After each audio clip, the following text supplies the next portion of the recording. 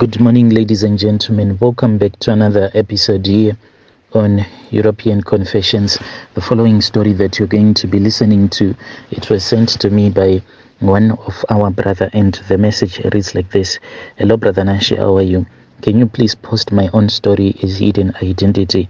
When I came here to South Africa, I was quite a young man and I had never experienced what they call love. When I was still back home in Zim, after I had run away from home, I then came to Harari, where I started working for this other guy who was a mechanic, and I was working as his spanner boy. So as for this guy, he did not have a wife as such, but he used to date a lot of prostitutes, and he taught me how to date prostitutes. After fixing a car, when he would have gotten the money, he would say, let us go out and let us go and have some fun. Then we would get ourselves two prostitutes. He would tell me to sit in the front, then he will be sitting at the back seat with his prostitute, making love to his prostitute, and I'll be doing the same. So I never got that chance to propose love to a woman who was of my own age. I was only sleeping with these women that were way older than I was. So by the time that I thought of coming to South Africa, inside I was already a broken man. I was scared of women, and I didn't even know how to properly approach a woman and to tell her that I wanted to date her. When I came here to South Africa, that was when I thought of going to church, and when I started going to that church, it was because of these other ladies who used to stay at the place where I was staying. They invited me to their church. It was a Pentecostal church. I went there and I saw that it was really nice, because at that church there were people that came from different countries, and I found a home in that church. I then joined the praise and worship team, and I found out that I was really a good drummer. So in that same praise and worship team, there was this other single mom who was very beautiful, and I was in love with her. She had two kids, but I was so scared of her.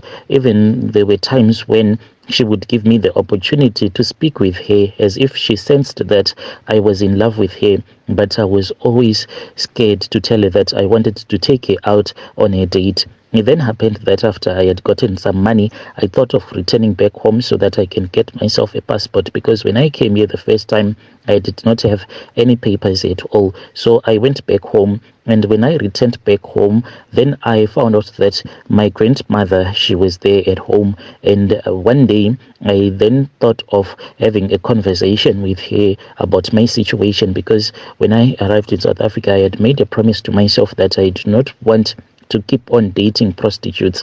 I wanted to get married. So I then called my grandmother and I said, let us go to this other grocery store. We then went to the village market, and when we were going to the village market, I then spoke with my grandmother, and I told my grandmother that, you know very well that when I ran away from home, I was a little boy who did not understand anything, and when I went to Harari, that was when I met up with this man who was my boss. So even though he was someone who never drank alcohol, but we would go to the taverns, then he would just buy his coke, and he would buy me some coke as well. Then we will just sit while we will be staring at the prostitutes as they will be dancing. Later on, we would book ourselves two prostitutes and we would go and sleep with them. So I do not know how to propose love to a woman, because all my life, all that I have known are prostitutes and women that are way older than I am. I then told her that in South Africa there was this other South African lady that had stolen my heart. Me and her, we were in the same praise and worship team, and I wanted to be with her. I wanted her to become my wife, but I wanted my grandmother, since she is a well-known traditional healer, to assist me, to give me some charms. She said, it is fine, before you return back to South Africa, you must come to my place so that we can have a consultation. So I then went and I visited her, and when I went into her consultation room, she then gave me some herbs. So she gave me some herbs which she told me that when I went into a consultation room, she then gave me this other charm, and she said that this charm that I am giving you, it is called Umlomo Omnandi, and she said that whenever you want to speak with her, all that you have to do is just bite a really small piece of this root that I am giving you. And when you start to talk to her, then the words that are going to come out of your mouth, the words are always going to be sweet in her ears, and she is going to fall in love with you instantly. So I took that root and I then placed it in my pocket. She then gave me another root, and she said that the root that she had given me, it was to make sure that I'll become a millionaire in South Africa. And she said that I want you to keep this root in your pocket until 1 year has come to pass, then you can throw it away. So my grandmother then told me that the rule was that I was not supposed to take advantage of the woman that I was going to use this charm that is called Umlomo Omnandi on, and I was supposed to love her, to marry her, because she was going to become addicted to me. So that is what I did. I then returned back to South Africa with my charms, but along the way I then lost that other charm that had been given to me that was supposed to make me to become a millionaire. When I returned back, that was when I went and I spoke with that woman. All that I did is that I took that root and I just chewed it just a little bit. Then I started to speak with her, and I told her that I wanted to take her out for a date. And indeed, she looked at me and I saw that I had won her and I had won her heart. We went out, and me and her, we started dating each other. So as for this woman, after I had seen that I was able to use this charm on her, I then thought of taking advantage of her, because when I came here, I had applied to many companies, and most of them, they said that they wanted to hire me, but the problem was that I did not have a work permit.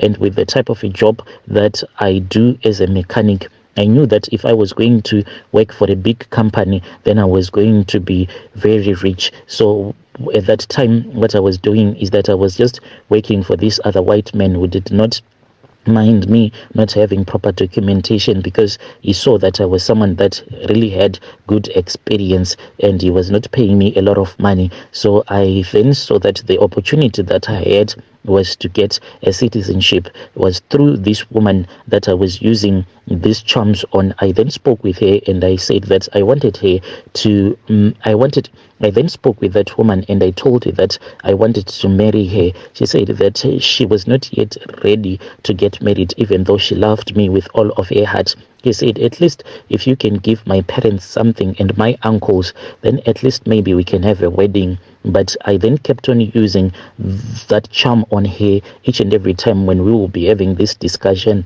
I will then take that root and I will just bite the root just a little bit, and I'll start to chew that little piece whilst I'll be speaking with her until she agreed. So me and her, we went and we did our court wedding, and all of these things I did them because I wanted a citizenship. And after we had gotten married, when my papers came out, then I got a really good job.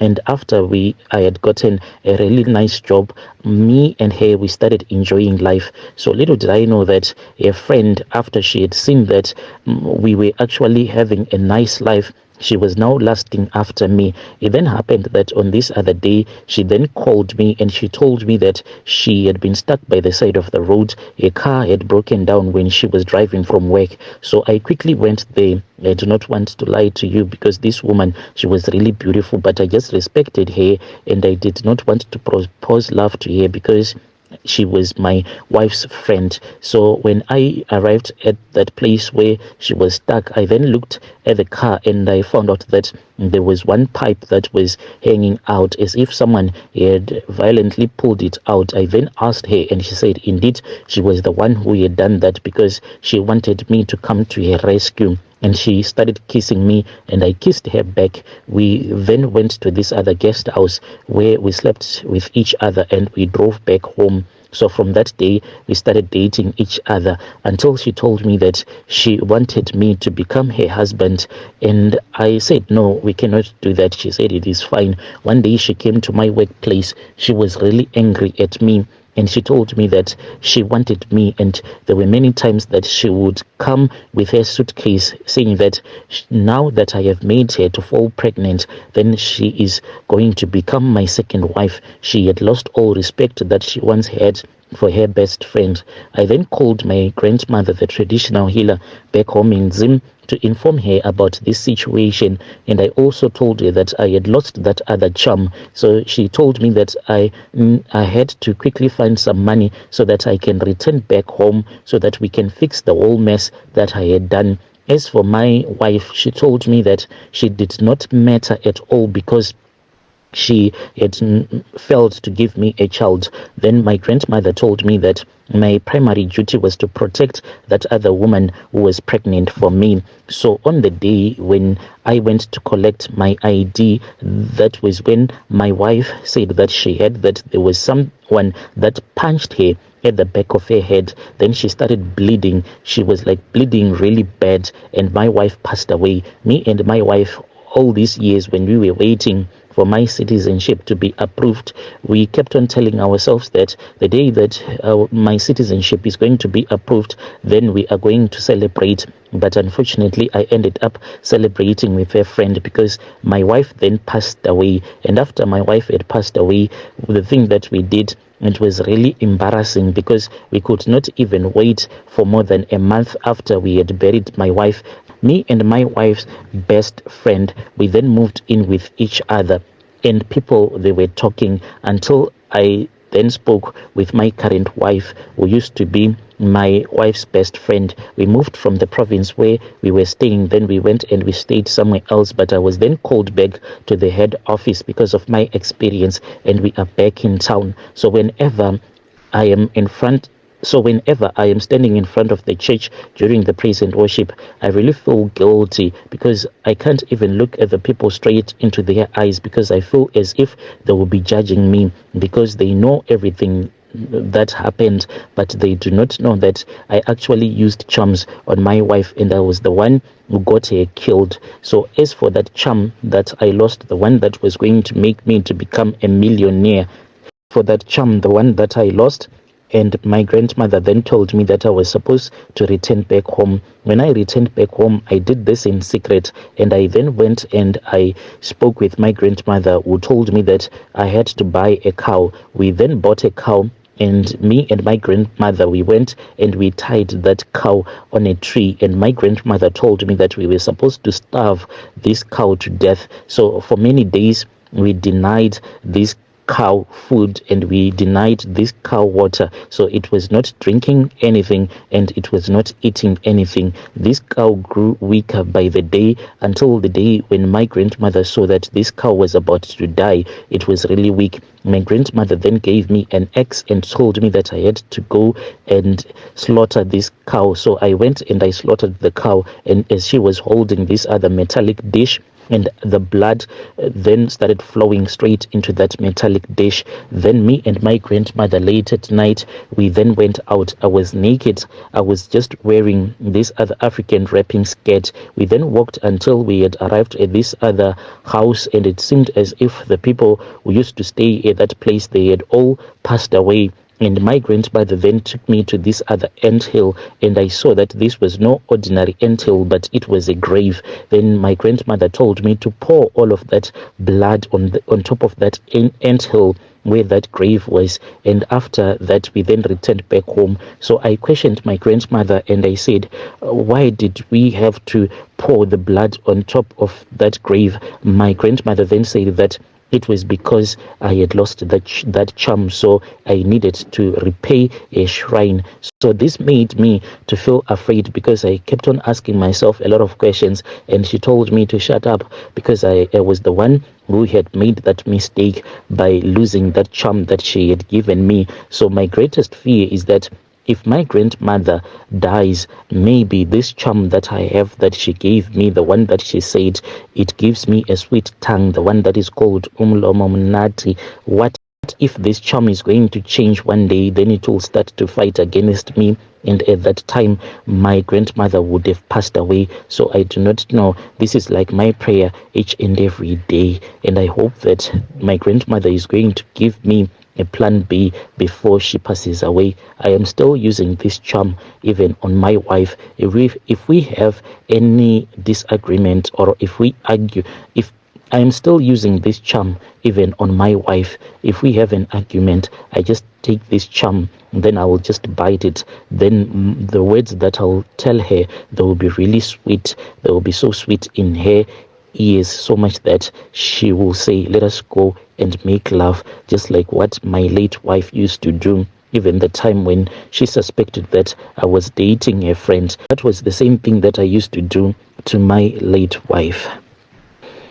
Dear listeners, right there was a message that was sent to me by our dear brother. So that was the narration of that message that he sent to me. Strange things indeed, they do happen in this world. Yo.